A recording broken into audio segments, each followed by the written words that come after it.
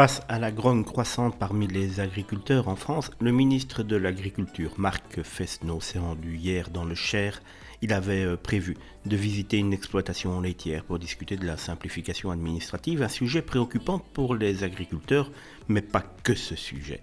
Cette visite intervient dans le contexte de blocage et de manifestations menées par des agriculteurs à travers le pays, et cette grogne prend de plus en plus d'ampleur.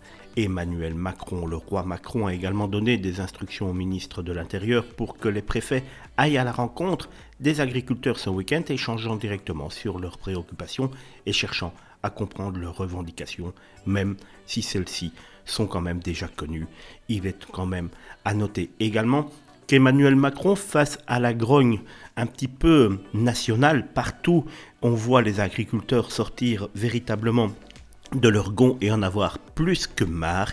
Ils étouffent, ils meurent peu à peu, à petit feu.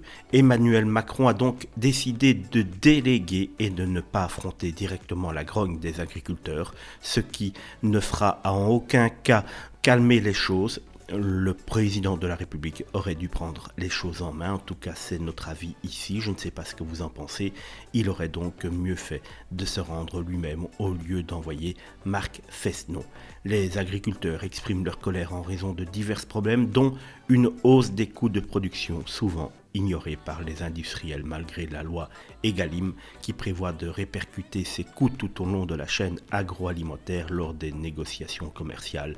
Mais une fois de plus, comment voulez-vous que cela fonctionne lorsque les industriels sont gérés par des gens qui gèrent également tout en haut la politique ?